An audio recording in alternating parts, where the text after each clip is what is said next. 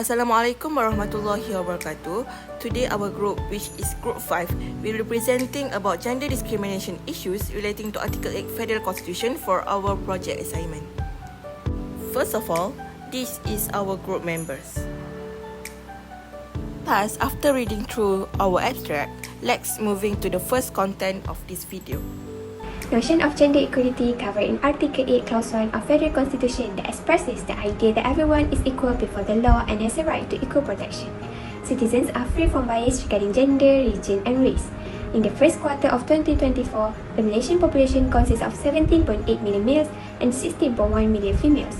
Since females are minority in Malaysia, females frequently face discrimination that restricts women to staying at home, which hinders their ability to develop in their careers and obtain financial independence. The purpose of this assignment is to evaluate the efficacy of the legal system and judicial interpretations in gender equality. Due to this paper will now focus on issues regarding gender discrimination in Malaysia. The problem that the study focuses is on gender equality and discrimination relating to Article 8 of the Federal Constitution in Malaysia. According to data provided by UNICEF, it indicates that globally, 24% of adults and girls aged 15 to 19 are not in education, employment or training compared to only 13% of boys, and this is the reason why gender equality is questioned. How does the law function to reduce the discrimination gap that happens widely in every country? By comparing civil laws with Islamic and international laws, we can determine the impact, especially on women, hence provide solution that Malaysia might apply to reach equitable right for everyone in this country. So, there are three main objectives in our research. So, for the first objective, to examine Malaysia's interpretation and implementation of Article 8 of the Constitution with respect to gender equality by examining prior research and judicial rulings. For the second objective, to analyze the reasons behind the persistent prevalence of gender discrimination in Malaysia's legal system, taking into account cultural norms and other relevant aspects. And for the final objective, to provide appropriate methods to mitigate alternative dispute gender issues relating to Article 8 of Federal Constitution. Focus on library research where the secondary data will be figured out. Consequently, there were two primary duties completed while doing library research. To begin with, this task gathered data through reading and analyzing legal books, articles, statutes and other relevant sources. Key sources for this assignment include constitutional law texts, peer-reviewed journals, statutory provisions, and reports from NGOs and government agencies. The second step is data processing, also known as qualitative method analysis. This step is to assess the law's applicability in real-world situations and its effect on gender discrimination in Malaysia. Other than that, a comprehensive and detailed analysis of the legislative framework and its consequences for gender discrimination is also ensured from this methodology. Next, let me move to our main discussion. The Federal Constitution of Malaysia, specifically Article 8, prohibits discrimination based on religion, race, sex, descent or place of birth. Our research focused on gender equality under Article 8, aiming for equal treatment, opportunities and rights for all individuals, addressing both biological and culturally imposed disadvantage faced by women.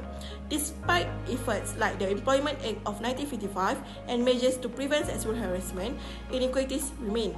Article 14, 15, 24, 36 and Part 3 of the Federal Constitution favour paternal over maternal citizenship, discriminating against Malaysian women with foreign spouses. Additionally, Article 161 Clause 6, definition of native status in Sabah based on paternal lineage, and Article 8 Clause 5, exemption of personal laws from equality obligation, reinforce gender bias. In conclusion, while the Constitution enforces formal equality, achieving true gender equality requires addressing deeper social and functional disparities. Islamic view on gender equality. Quran emphasizes how equally men and women were created, how equally responsible they are to God, and how equally they will be rewarded and punished in the hereafter. This is shown in Surah Al-Hujurat and Surah An-Nisa. Perspective Islam on gender discrimination. Islam does not discriminate against people based on their gender to perform tasks in life. It does not imply that one side is superior to another. For example, Islam grants women freedom to select their own life partners just as men are entitled to choose their future partners. Relationship between Article 8 and Islamic laws is shown where the coexistence of Sharia law and civil law in Malaysia's dual legal system frequently results in conflict when it comes to interpreting and implementing gender equality principles. In Malaysia, Sharia law controls Muslim personal status issues such as marriage, divorce and child custody. This has led to situations where the adoption of Sharia law is thought to jeopardize the right protected by Article 8. The international law that engages uniformity among women is the Convention on the Elimination of All Forms of Discrimination Against Women, CEDAW, a universal settlement embraced in 1979 by the United Nations General Assembly. The convention recognized gender equality. Meanwhile, Article 7 of the Universal Declaration of Human Rights (UDHR) states that women should be treated the same as men in any business. Next, the Declaration on the Elimination of Violence Against Women in the Association of Southeast Asian Nations, made in June 2004 in Jakarta and marked by the 10th Asian Part Nation commitment to dispense with viciousness against women, in line with the 1995 Beijing Declaration and Stage 4 activity. The International Labour Organization Convention number 119 on Violence and Harassment is a worldwide convention embraced in June 2019 aimed at disposing of viciousness and badgering at work. It set out standards and measures to anticipate, prevent, and combat work environment savagery and harassment. Finally, in accordance with Article 8 of the Federal Constitution, we can see the relation with international law where the aim is to empower women equally as men without prejudice toward any gender. The STAR report that in the digital economy, Malaysian women participation surpassed many countries in the West. We are at 35% while the USA is at 25% and similar figures apply across European countries. Under the Global Gender Gap Index 2022, Malaysia ranks 103 out of 146 countries. This ranking represents ongoing barriers that Malaysian women face in obtaining equal chances in work, education, healthcare and leadership.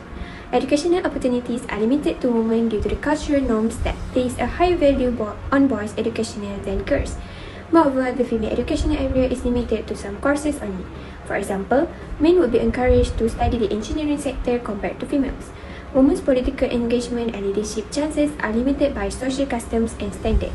Example of these practices like biased voting processes.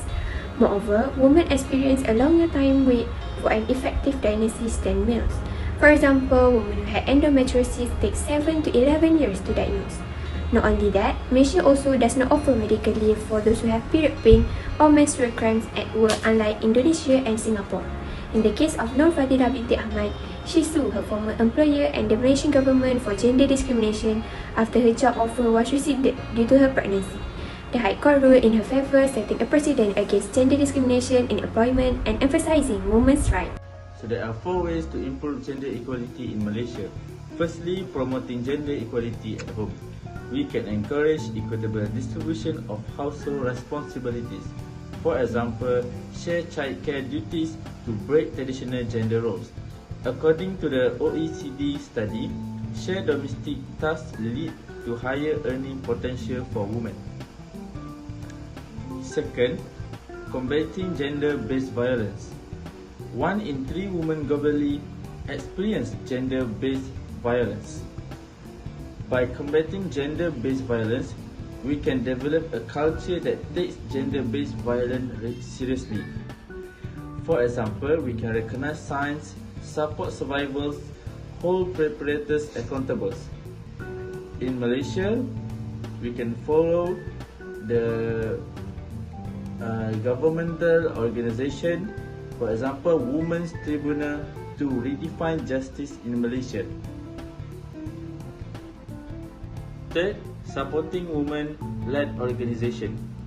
Women's organisation advance rights and opportunities for women and girls. Support with time or money for essential services like healthcare, education and economic empowerment.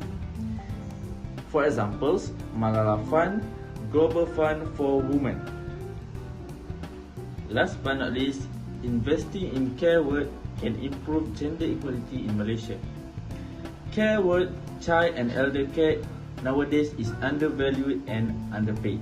So by recognizing and appreciate unpaid and uncompensated care work, this can improve gender equality in Malaysia.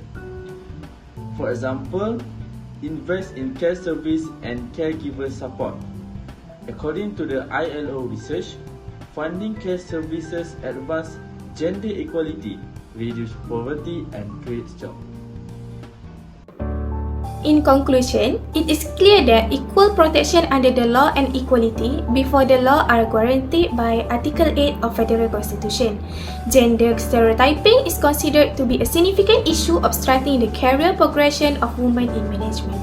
In order to effectively protect gender equality, Malaysia's constitutional law need a more robust legislative framework that complies with international human rights standards, judicial commitment and legislative clarity. Through tackling the domains by making sure that Article 8 is consistently interpreted and ongoing education about gender issues and international human rights for judge and legal professionals, thus Malaysia has the potential to establish a fairer community in which gender parity is not merely a constitutional mandate but an actualized effect.